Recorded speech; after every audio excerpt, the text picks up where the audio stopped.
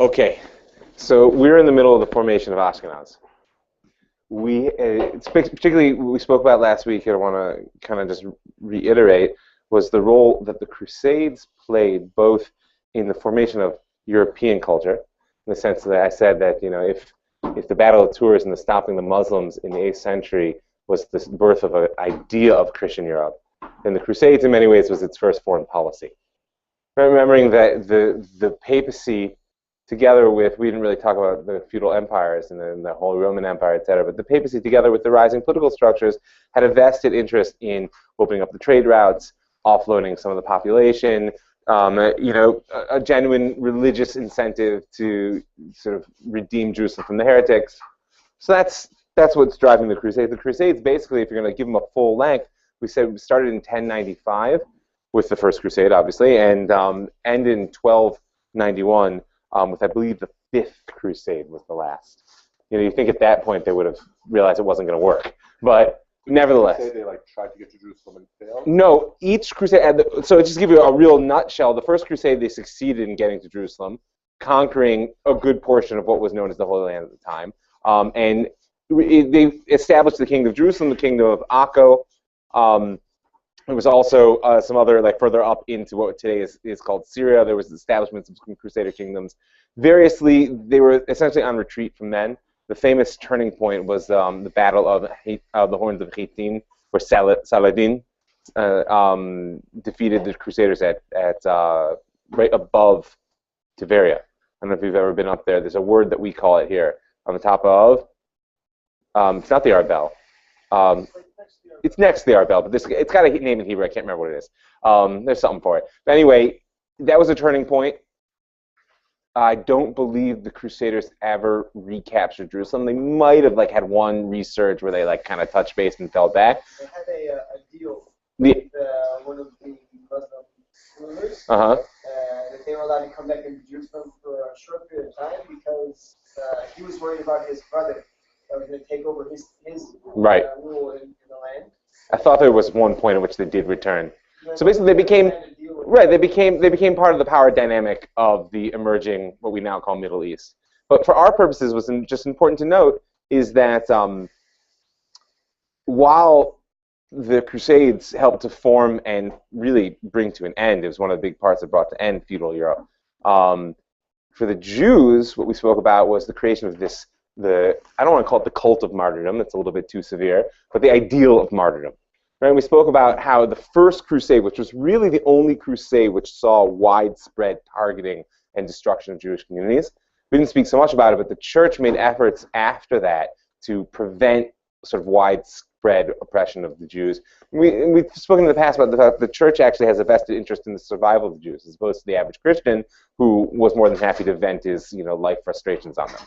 But what did happen for the Jews, for Am Yisrael, actually for the Jews, because they're Ashkenazi Jews, was this creation of an ideal of martyrdom that would allow them to say, well, first of all, the ideal person is a scholar who's so devoted to God that he's willing to sacrifice not only his own life, but the life of his family. And that scholar aspect, don't miss it, because the rise of Talmud Torah as the ultimate value really is rooted in this period. And the equation basically says that we spoke about, martyrdom is all well and good, it's an ideal, but if everybody picks it up, then there's nobody left, right? So there was really never any intention that martyrdom should be the ultimate ideal, but what there was an intention was that if it was enough for them to die for, it's enough for me to live for it. And this was particularly important in Davka because the Jews weren't in ghettos. And they weren't living in high urban concentrations separate from their Christian neighbors. Most of the Jews of Europe at this time were scattered in small family and large sort of extended family units within Christian society, and therefore the temptations of theological, economic, and otherwise, we'll just say, right, were quite extreme. And so the religious leadership at the time used this idealization of the holy martyrs of the Crusades as an incentive to try to elevate the status of scholars and rabbinic leadership, to encourage people to a devotion to the Torah, and also, frankly, to a deep skepticism toward the loving kindness of their Christian neighbors, which was deserved, as we'll see today. So I want to play that out today. So because now what we've got is, in certain terms, you could call a psychodrama. This is the Jews now see themselves as under siege from a ruthless Christian oppressive society, and they've internalized the notion that when called upon, the ultimate act is the act of sanctification of God's name through sacrifice of self. So we left off. I believe we left off with speaking about the Tosfos, right? Yeah, for sure. Right. So there's a couple of things that is important to know. First of all, the Tosfos represent the intellectual elite of European Jewry.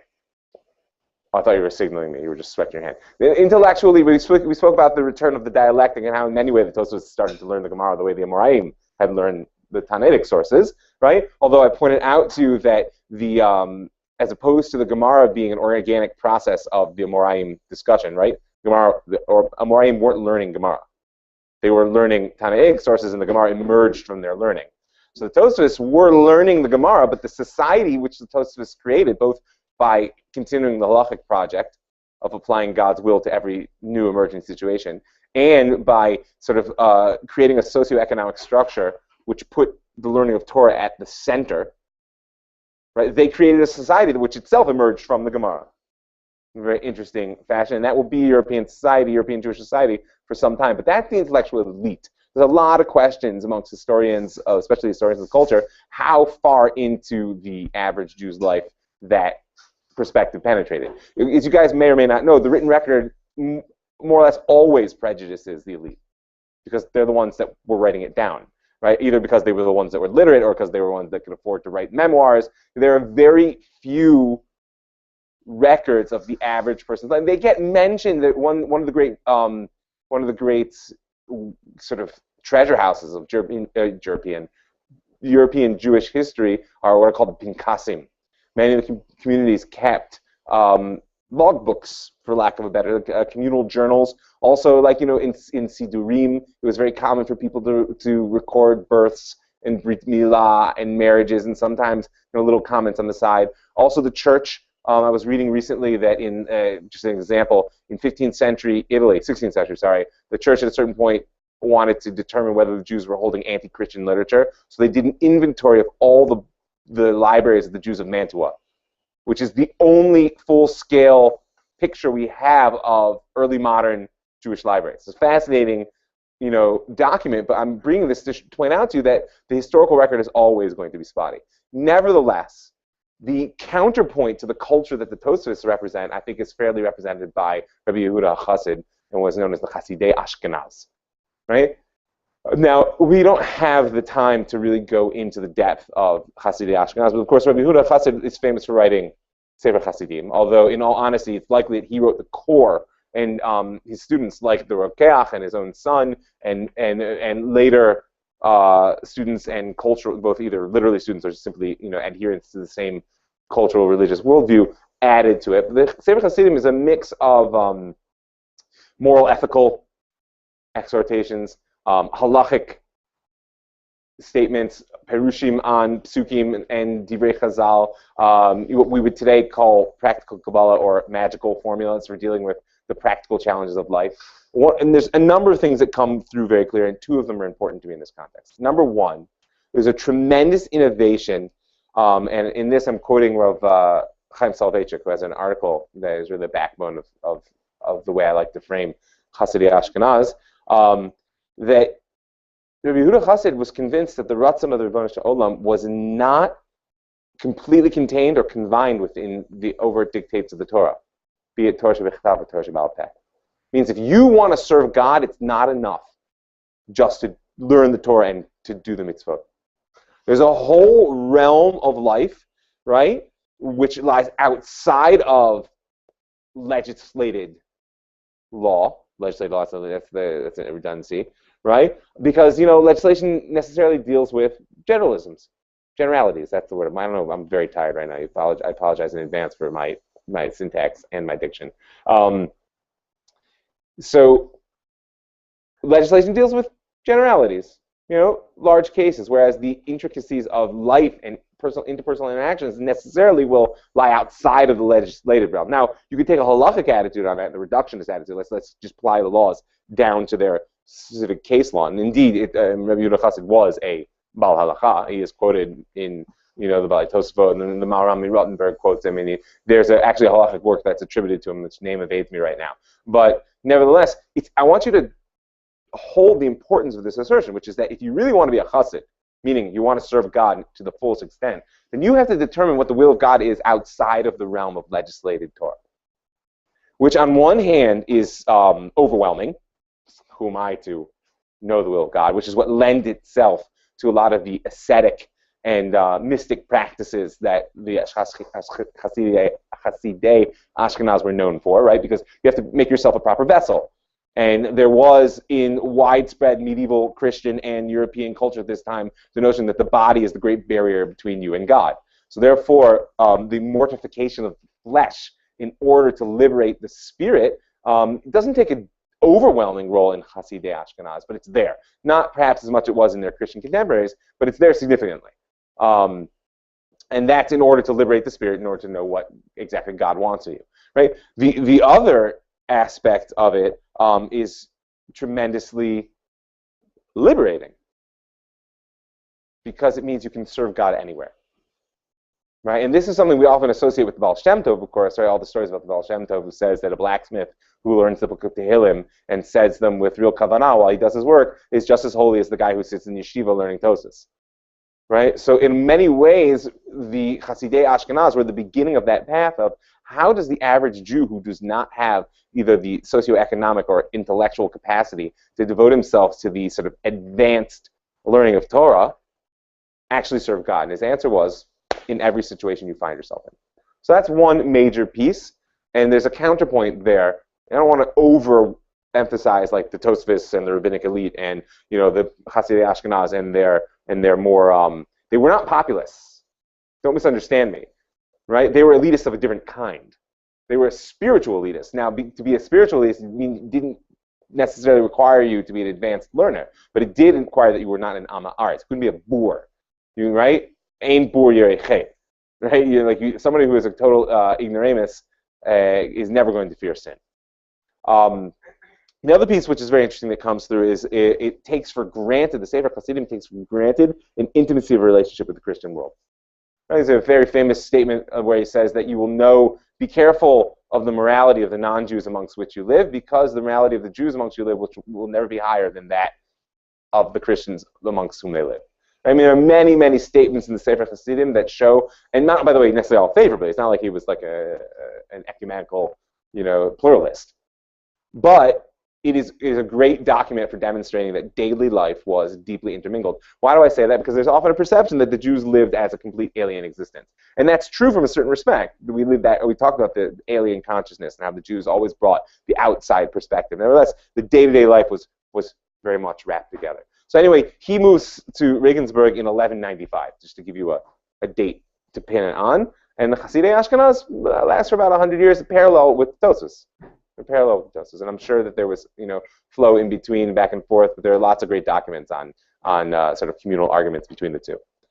Okay. Next, we're going to skip that. Okay, next, 1215, very important year for us.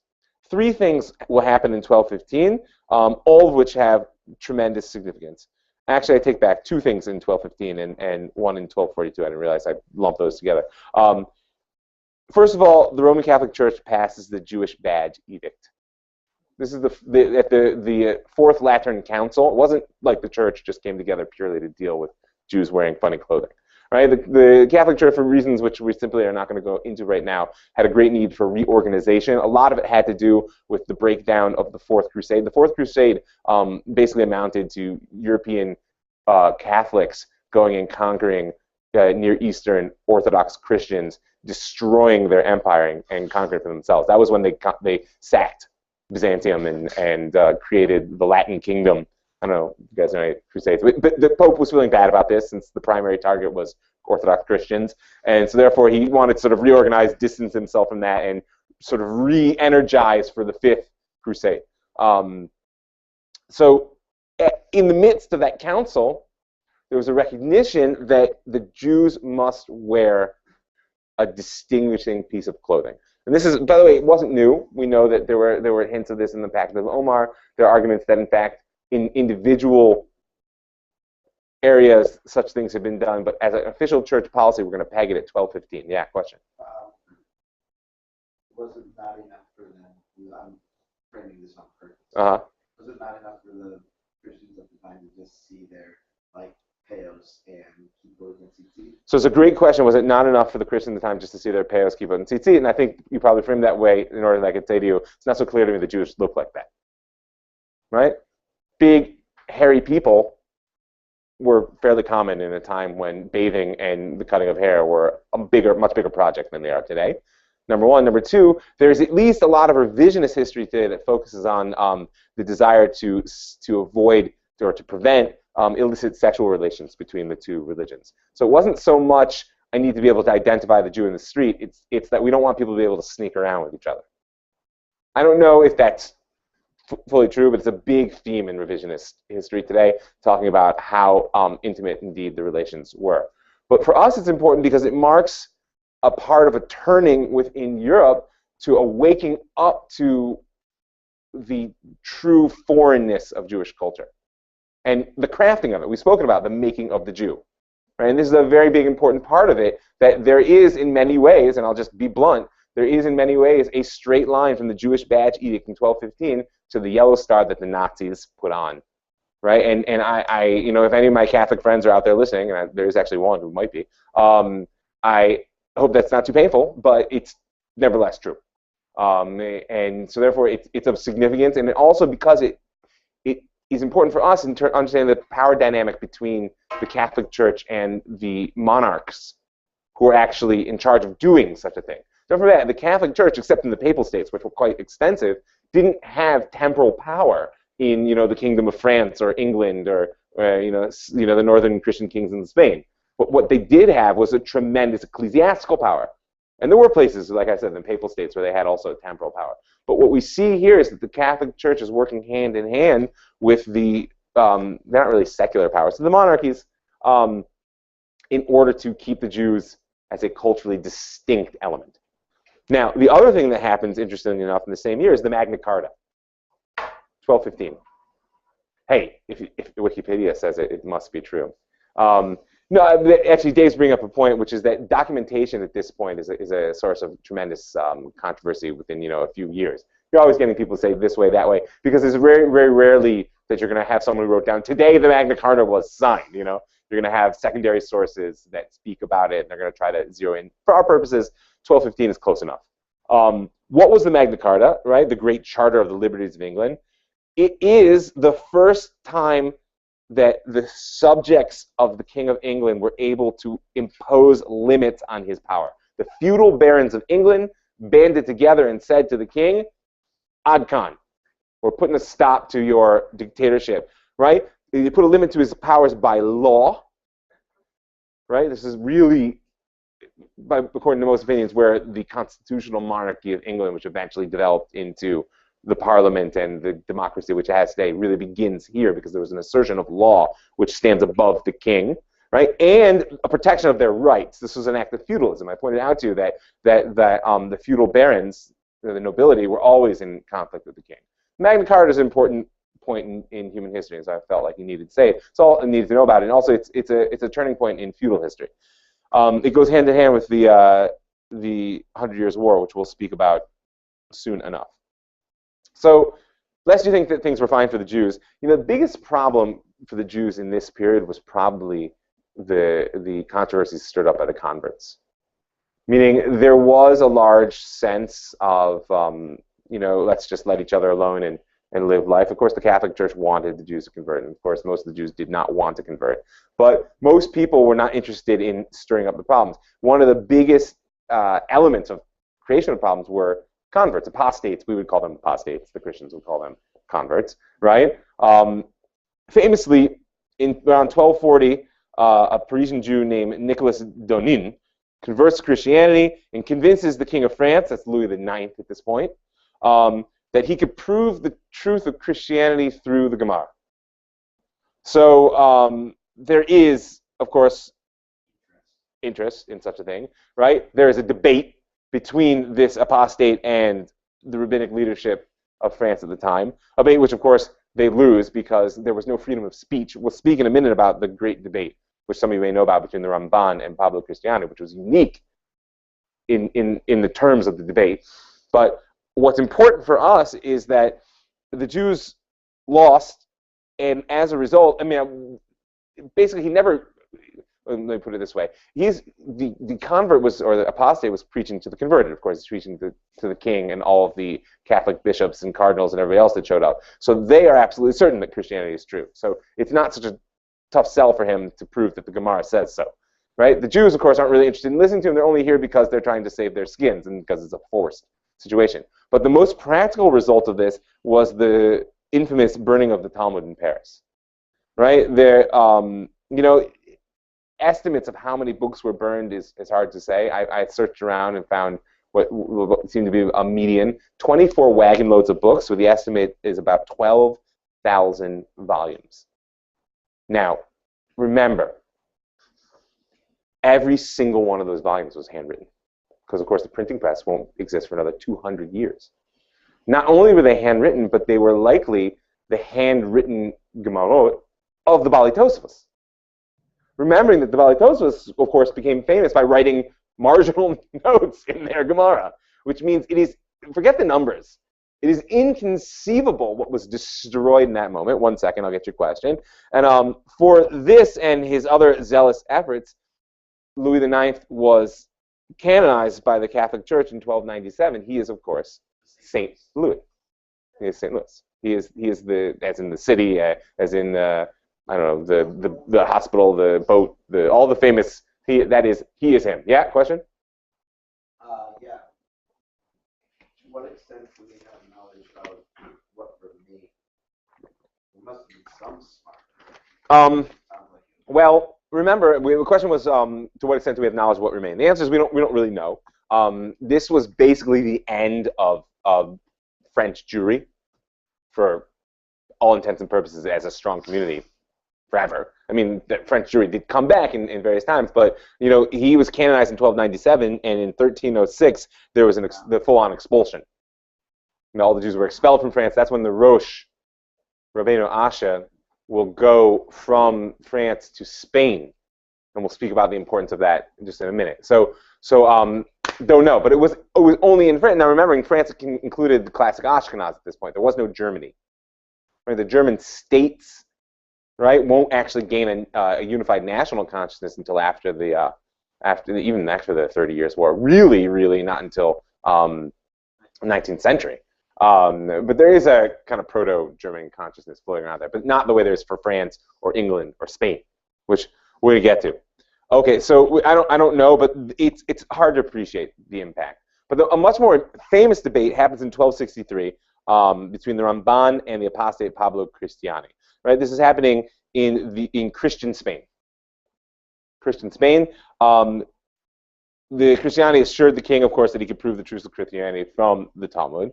Nachmanides, I'm reading off my notes here. The Ramban, right, complied with the order to debate, but he stipulated that he would have total freedom of speech. And for some reason or another, this is the only major debate that we know of between the Jews and Christians where he was actually granted that right. What do I mean? In all these other debates, the Jews were not allowed to say anything which was critical of Christianity. So that means that basically the debates were sold from the beginning. I mean, they were not allowed to argue on the basis of Christianity being wrong. Wait a minute, we're supposed to be arguing which one is right, which one's wrong, Judaism, Christianity, but I'm not allowed to say anything bad about Christianity or what's wrong. So you can tell it wouldn't be such a debate. However, the Ramban was granted total freedom of speech to say whatever he wanted, and the debate was around 3 points. Did they know how smart the Ramban was? You know what? Presumably they actually did know how smart the Ramban was. You have to remember that these people actually believed they were right.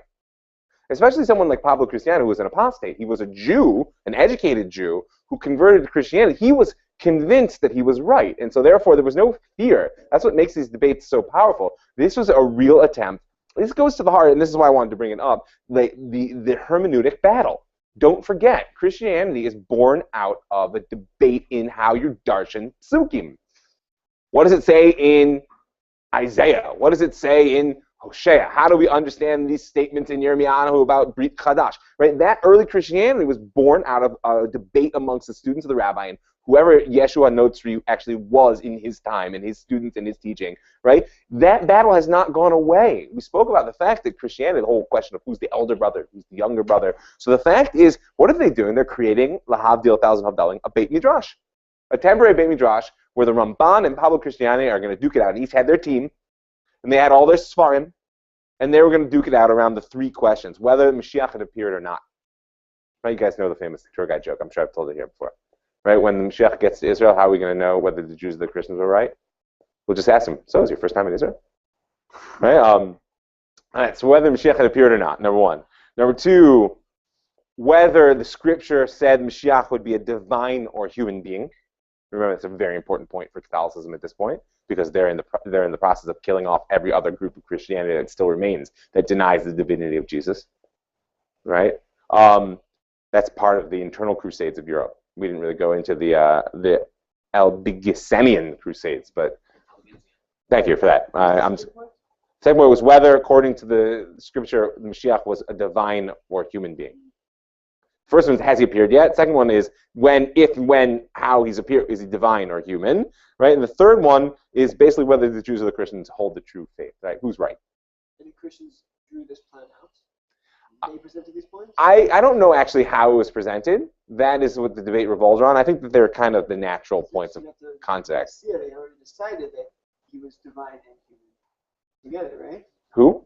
After Nicaea in 225. Yeah, the doctrine of the Trinity was established at Nicaea, and right, but no, but the key is whether the Psukim proved it or not. Remember, that's why the point I'm making is that this is literally a debate in Parshanut. What can we prove out of the text? And don't undervalue, by the way, if you're going to have a debate in Parshanut, that means you have more in common than you have separate. You know, you get a Buddhist and you want to argue with him about the nature of creation, he's not really going to be interested in our pshat in Isaiah. Doesn't move me. You get a philosopher, and you're able to show that this language in Isaiah is talking about a young woman and not a virgin.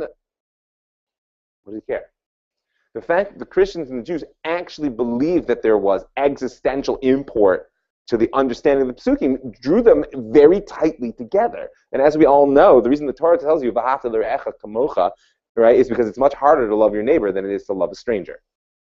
Right? The Chinese, love them. Never met one, but I'm sure they're great people. The guy who keeps pitching his trash over my fence in the backyard, I'm going to kill that guy. Right? It's the people who live in close quarters of the greatest intimacy where the demands of love are at their highest, right? So the sort of sweet irony here is that this type of debate is an act of tremendous intimacy, which is based on a mutual understanding which runs very deep. Well, that's why family fights are the worst fights, because it's always over that one little thing. Yeah, we agree on everything else, but that one little thing just destroys it all, and that's exactly what's happening here. So the Ramban wins and loses, right? The famous quote that they give, I forget actually who was the king of Castile at the time. Probably should have looked that up. Was it James? Aragon. Right. Sorry. Other side. Aragon. Famously, I don't. Again, it's one of those things that attributed to him. There's no way to know whether he ever said it. He said, "I've never heard someone argue so persuasively and be wrong." But for his just reward, Ramban was exiled from Aragon and took the opportunity to come to Eretz Yisrael. And for us, this was a tremendous gift because when the Ramban came to Eretz Yisrael, that's when he wrote his commentary on the Chumash. And so in many ways, the Ramban and also was part of a small revival of the Jewish presence in Eretz Yisrael after the devastation of the Crusades. There had been a Jewish presence since the Muslims had allowed Jews to return to Jerusalem. The first crusade basically broke its back.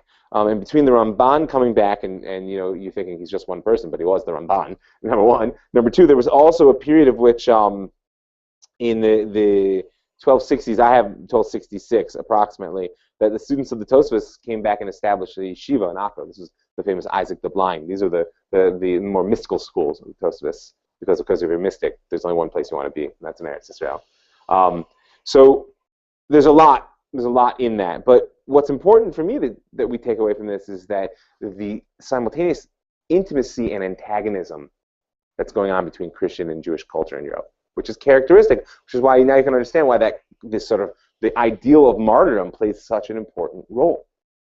Because if the Christians and Jews were totally separate, as they were in many ways once the ghetto system arises in the 16th century, it would have been less important to have such an ideal, right, hanging in front of you. Like, how could I be friends with this person when my great-great-grandfather was willing to, slit the throats of his children and burn down the shul around him lest he become like him? Or, how can I mingle with a people that would cause such a thing to be, right? And that actually is both a product of the antagonism and the intimacy. So there's a big shift that begins in 1264, and it's a shift eastward. The Ashkenazi Jewry is moving eastward, right? Our hope is that they'll get to Israel soon, right? Because, of course, classic Ashkenaz is the Rhine Valley, which lies between present-day France and Germany. But Ashkenazi culture is at this point starting to move east. The Crusades, as we spoke about, the First Crusade really was devastating to the classic Kilat Shum in the Rhine Valley. Speyer, I can never say it, Speyer Worms in Mainz. They're starting to move east, and of course, what lies to the east waiting for them? Poland, right? In 1264, Boleslav the Pious, right, who eventually, he's got the Poles, the nobility of the Poles and their relationships with all the other noble houses of Europe is like Byzantine, for lack of a better word. But he eventually becomes the sole ruler of what's known as the Greater Poland, and he wants to create modern country is the wrong word. He wants to create a real economy. And so what does he do? He grants a charter for the Jews. This is the earliest charter that we have to the Jews granted in Poland in 1264, right? Which says no Jew who passes in the territory should be hindered by anyone. And if he carries any goods on which he must pay custom duties, he's only required to pay the amount that the resident of the city would pay. Now you have to understand, Europe at the time was one mass of tariffs, toll roads, and taxes, right? And the whole economic consciousness, if one could even call it that, because it wasn't really known that way, was like protect your own. Right? The guilds controlled production of most crafts. Right? Kings put up tariffs that if you wanted to bring something from outside their territory into their territory, you would pay tremendous tax on it for two reasons. First of all, because it was cash. Second of all, to protect domestic industry. Right? People, the right to travel on roads, which is an absolute necessity if you're going to ship goods, right, was subject to tariffs or, what we today call tolls. So Boleslav granting the Jews freedom of passage and basically local status in terms of paying taxes was a tremendous incentive for the Jews to come flowing into the country and to do trade, and thus sort of like, not even revive because it didn't exist, help to create the economy. And indeed, that's what they do. And this is the beginning of a fairly steady flow eastward of the Jews into Greater Poland, and which is not yet a country, but is in the process of becoming so. So, as we spoke about, there's a string of expulsions. Basically, the two that stand out most for us are in 1290, the Jews are expelled from England, not to return actually until unofficially they come back under Cromwell in 1651. That means that as far as we know, there's no legitimate Jewish presence in England for the next 360 years. And we won't do it now, but next year, please God, if I manage to teach this class again from the Gaonim through the modern period, we'll speak about why it was that Rabbi Menashe ben Israel in Amsterdam was so convinced that it was of critical messianic importance that the Jews returned to England. And so much so that he convinced Cromwell to let them back, although it didn't pass the Rump Parliament. Anyway, but that was in 1290 that expulsion began. Look, I'm not going to get into the whole story, but there's a tendency, and I have it as much as anybody else, to assume that these expulsions were purely the result of just the wicked, evil Gentiles, which, in all fairness, there was a significant element of. But the Jews were also deeply involved in financing the struggles between Richard the Lionhearted and his half-brother, John of Anjou. John signed the Magna? No. Yes. John of Anjou signed the Magna Carta? Really? I have to think about that. I'm going to say focus on that. I'm not arguing with you. I just have to add that would involve some minor reorganization in my brain, which is not unlikely and probably well overdue. Either way, the Jews had gone heavily into money lending in England, which was a process that began in Europe as the Jews were excluded from international trade. Because once the Crusades opened up the bridge between the Christian world and the Muslim world, the Jews no longer had that privileged status of being the only people who could travel between the two. And the Jews were denied the right in many places to own and work land, right? And the guilds were largely closed to them, so the free professions, the crafts, were closed to them. Even, by the way, even though Jewish doctors, of course, were famous, in many places the Catholic Church forbid people to be treated by Jewish doctors, even though the popes almost always had a Jewish doctor on hand, because it's one thing to forbid you, and the other thing to give up on the best doctors in Europe. And so money lending, banking, which is just a different type of money lending, and outright like usury became sort of widespread. Most of it was actually petty lending, meaning it wasn't, not everybody had the capital to be, we spoke at some point that one of the great challenges, one of the great economic challenges of the feudal system is that as a land-based power structure, it was cash poor, right? It's all well and good that I'm the Lord. I get to be the Lord today, right? You are my feudal vassal. Right? Sorry, you're a big feudal vassal because you can muster 100 men on horseback when I want to go to war. Well, that's great. But the problem is what are you giving those men? Even if you're able to grant them land in the place that they are going to do battle, you still have to help equip them, which means buying, and feeding horses, armor. You don't have to feed the armor, but you have to feed the horses, right? Weapons, etc. Plus feeding them on the expeditions. These are cash issues.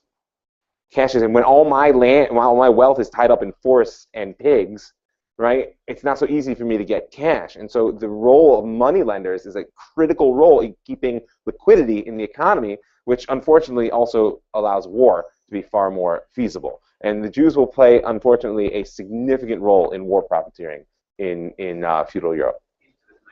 All the way into the 19th century, yeah.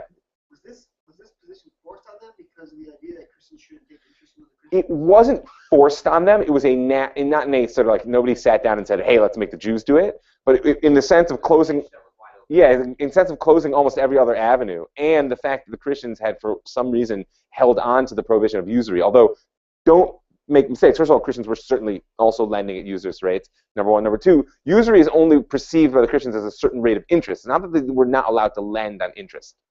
They weren't allowed to lend at a usurious interest. Usurious. And it's uncertain, actually, from the documents I've read, whether the Jews were even a majority. It's just that they were an easily identifiable minority. And, of course, you could get away with expelling the Jews and burning down their shul and destroying the documents of your debt. It was a pretty easy way to take care of your financial woes. What incentivized the Jews to actually become money lenders? There's a good chance to make money. Because, survival. Plus, there was a mass amount of money to be made. And oftentimes, in that dynamic between the king and the nobles, the Jews were able to play. We spoke about this, but I'll just remind you that the Jews in the feudal system largely played the role of the kings of the serfs of the king. Right? Now, that was like the classic model, meaning because they weren't landed and therefore they weren't beholden to any particular noble, the king took them under his special protection, which means he had the sole right to tax them, and they also had the right to look to him for protection. Now, as the various political structures of Europe began to emerge in the feudal era, be it the king, be it particular nobles and duchies and counties and etc., the independent cities, and everybody wanted their slice because the Jews were actually living in the cities.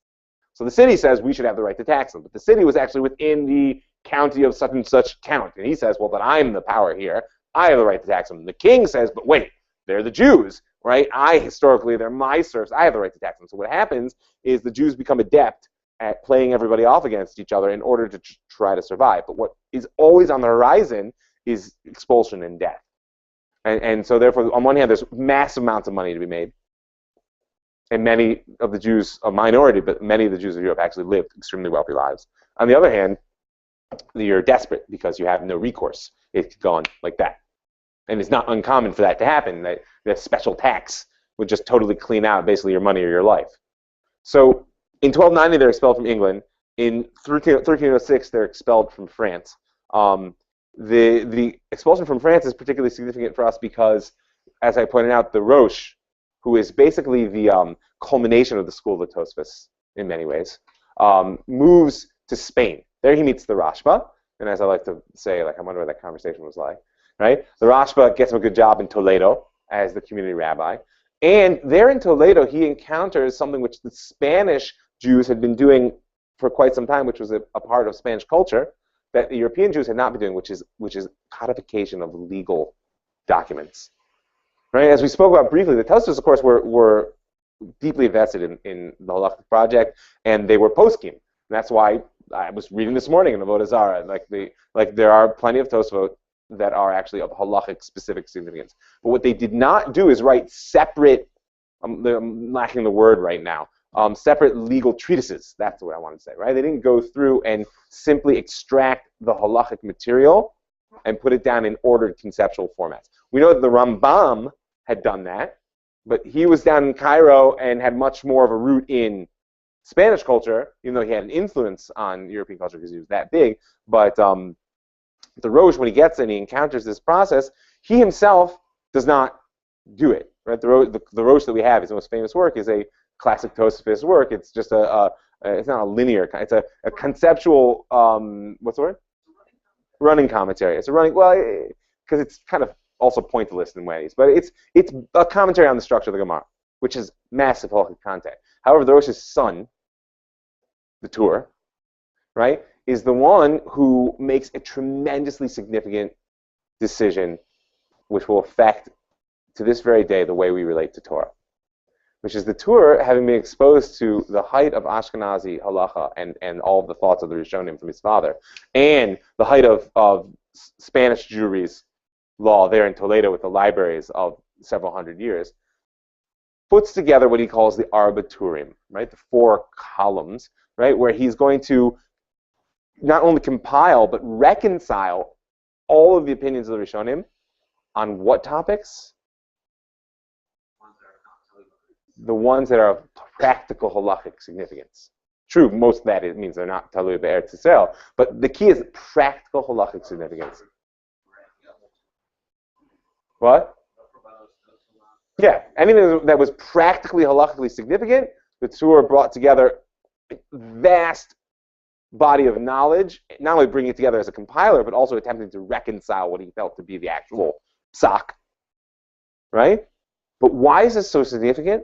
Because in so doing, the Tur becomes the platform for the progress of halachic discussion forward. It's not that there aren't people, more so than the Rambam, this commentary, which the Rambam, of course, kept the whole corpus of halacha. The Rambam was writing a practical halachic work, but he included the korbanot, he included the laws of purity and impurity, included all the mitzvot that were dependent upon being in Eretz Yisrael, everything, because it was all one, it's called miksha echad, it's one thing, the Torah. The Tur, for reasons that we could hypothesize about, cuts out everything which is not practically actionable in our day, right? And does it in a form where it now serves as the basis of the Tur. Of course, the Beit Yosef writes his commentary on the Tur, and eventually his shorthand, his own distillation of it, which we call the Shulchan Aruch. And the Shulchan Aruch itself then becomes the basis for halachic discussion to this very day. Now, I want to encourage you that there were other people who did not take this path. One of the most famous is the Aruch HaShulchan, who actually wrote also the Aruch HaShulchan Atid, right, where he decided that he was going to write on everything and not just on what was practical. But what this does is this lops off a significant portion of Torah from discourse. It's also a recognition of the practical necessities of the day. And probably in the final shir, we're going to speak about the Tur and the Ari and the nature of the project of learning Torah as it comes into modernity. I just want to point out to you that this was a very significant turning point in Jewish history for sure, and in the development of halakha without question. Okay, so widening the lens a little bit before we bring it to a close for the morning. The 100 Years' War. See, like I said, well, I mean, all historical terms like the 100 Years' War are well post facto, and they generally serve the need of historians to be able to lump things into neat packages. The 100 Years' War there were 3 phases. There were multiple conflicts that happened elsewhere, have been lumped into it. But for our purposes, 100 Years' War is what it's called, and it's good enough for us. Why am I interested in the 100 Years' War? First of all, what was it? the rulers. It was basically a battle for the French throne between the kings of England and the House of probably Valois is how you pronounce that for the French throne. Why? How does this happen? Don't forget that in 1066, William the Conqueror crosses over from France, conquers the British Isles, right? So the noble house of England is tied very deeply to the noble house of France, right? No, but there are deep relations to the point where the King of France can actually claim. Now they spoke French, but what happens is that in 1337, Edward III of England refused to pay homage to Philip VI of France. This is a feudal breakdown. It's a feudal feud, right? He says, I'm no longer your vassal, meaning I'm no longer subject to you, which practically means when you go to war, you can't, impose upon me the duty of bringing my troops. It also means, hey, I'm my own king, right? So the French is now going to, the French king will confiscate Edward's lands in Aquitaine, right? And this causes an eruption of war in 1337, which will rage across Europe for more than 100 years, right? And war is probably the wrong word for it. Chaos. When the winter thaws and it starts to be warm enough and the roads dry out, so the troops go on the march again and start to kill and try to take land. As the rains start to come down and it moves colder, and they realize they're going to have to hunker down for winter, the troops will move into whatever nearest city they can, sack it, and take up residence. Right, and this will go on for 100 years more. Yeah, more. What's important is in the development of Europe. First of all, the Jews, of course, on one hand, anytime the Europeans were suffering, the Jews were suffering worse because they were always a target of opportunity. On the other hand, the Jews played a very important role in war profiteering and provisioning of troops because they were the international people. They were willing to play both sides. They had the connections to be liquid in their ability to buy and sell. Right? So there's a role there which is not so savory. And I tell it to you not to make you feel bad about being Jewish, but to tell you that there's no clean bill in the relationship between the Jews and the Europeans, right? And the primary reason, of course, the Jews were doing this was survival. Now, that being said, the ends don't always justify the means. And so there's a deepening bitterness, which is just growing and growing between the Europeans and the Jews as the European history becomes more and more brutal. Right? That's number one. Number two, by the end of this war, the feudal armies had largely been replaced by professional armies that were made up of peasants who were armed by the kings. Right? This is the end of the feudal era, for all intents and purposes. Because the feudal era was based around heavy cavalry. It's really not a joke that I am the lord of this castle. Why? Because when I get in my battle horse and I put on my plate mail and I take my mace and my lance and I go riding out in the fields, I'm a tank. Nobody can touch me. I don't care how many peasants with pitchforks you're able to muster. But the English longbow, the Welsh longbow can penetrate plate armor. And that means a peasant hiding behind a bush can kill a knight. And suddenly, warfare shifts. And it will have far-reaching implications because these are the first standing armies in Western Europe since the fall of the Western Roman Empire. And if you recall, we spoke about how the Roman Empire, the legions themselves, went from being a noble-based, self-equipped elite army to gradually opening it to more and more of the lower social economic classes to the point where it ultimately became mercenary. And the same process is going to happen in Europe with the European armies. And this will also, by the way, be the beginning in many ways of the birth of national consciousness, certainly in England and France. Not the birth, but the solidification. At this point in the, what is this now? We're in the 15th century, in the late 14th and early 15th century. The groundwork for nationalism in Europe is already being laid. In Spain, which we're going to come back to next week, right, and with the Reconquista and ultimately the expulsion and the uniting of Aragon and Castile, right? In England and France, through this process of differentiation. And of course, I mean, the most famous character of the 100 Years' War, which is always worth it to place her in history, is Joan of Arc, right? Which, I mean, I'm going to go into the story of Joan of Arc, but just think of how culturally disruptive it was to have a woman leading troops in battle, claiming, by the way, to hear the voice of God. Meaning that was ultimately why she was condemned as a heretic and burned at the stake. 14th century. Joan of Arc was in 1429. Yeah. Yeah.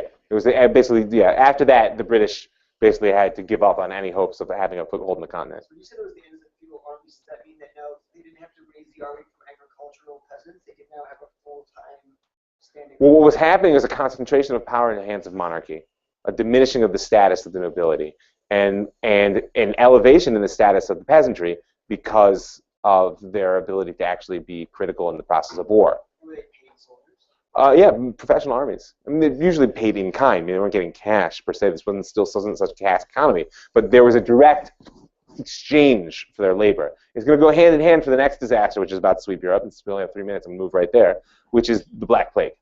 Black Plague, variously from 1346 to 1353, or maybe it's from 1348 to 1351. There was a crux period in there where, according to the estimates I saw, anywhere from 30 to 60% of the population of Europe would die. Europe would not return to its pre-plague levels of population for 150 years, right? And this will go hand in hand with the elevation of the status of the peasants. Why? Because at first it's totally devastating. But you know what becomes extremely valuable when half your population dies? Labor, right? Because the people who owned land were wealthy, and if they had survived, they still owned their land, but they couldn't do anything with it.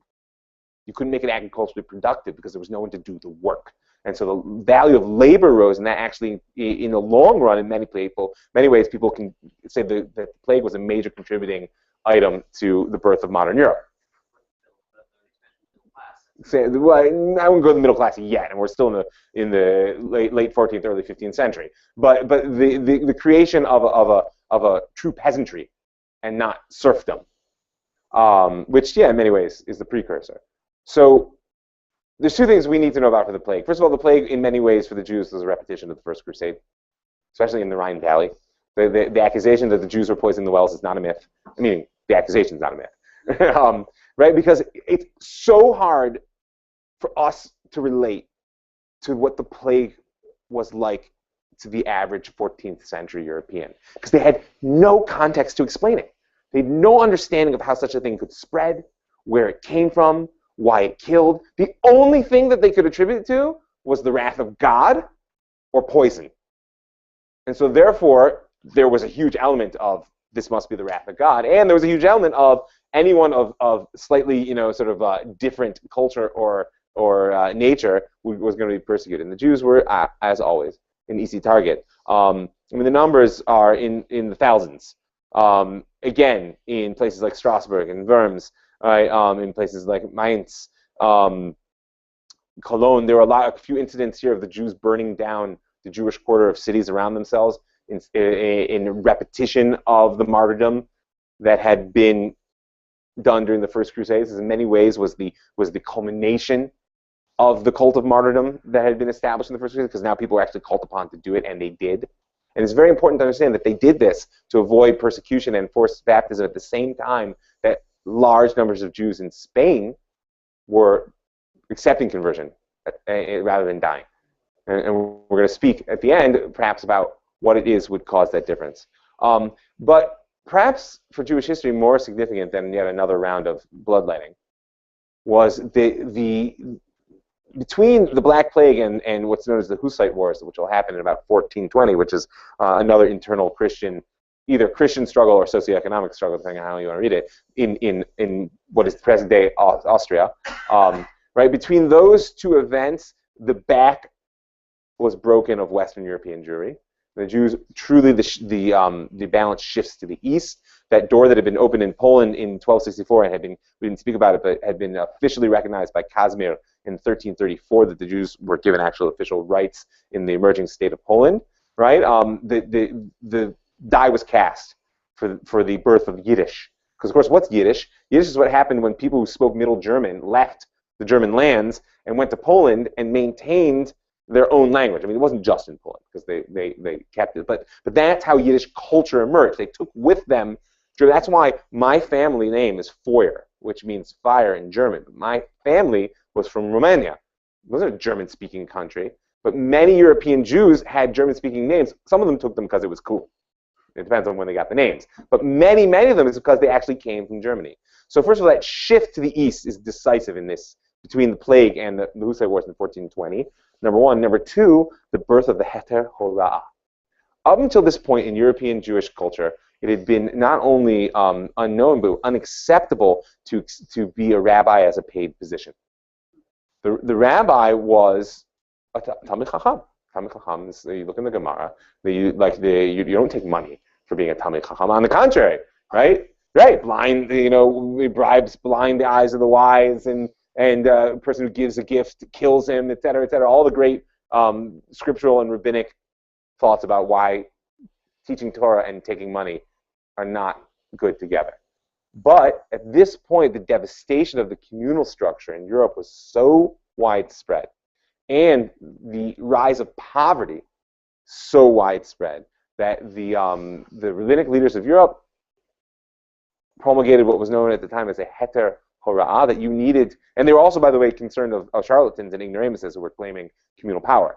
Because there was a whole other dynamic here, which we're not going to speak about now, but the emergence of not really state rabbinates, but pet rabbis, right? Like they needed the non-Jews always wanted a Jew that they could talk to, and if you could get an official position where the state would protect you and perhaps even pay you, that was great. And most Talmidei Chachamim weren't going to take such positions, so it was just a ripe situation for people of lesser status to take advantage of a power vacuum. And so it is at this point in European Jewish culture where it not only becomes permissible, but in many places obligatory upon the community to support financially the rabbinic establishment. Major shift in European history. Tov. So with that rather grim picture, it being 10 o'clock, just to like really briefly wrap it up, is that at this point in European history, we now have the Jews and the Christians living an intimate life of antagonism, right? Where there's a rising Christian consciousness about rabbinic thought, right? With the discovery of the Talmud being the source of all Jewish thought. By the way, don't think that that's insignificant, because Kabbalah is going to start to make inroads in Christian culture very soon, and will have some rather significant results. And socioeconomically, the Jews have basically tipped from Western Europe toward Poland, and this will be the rise of Polish Jewry, which will contribute such incredible things to the Torah and to Jewish culture in general. So I'm going to stop there. I think we have 2 weeks, yeah? Hey, we have 2 weeks.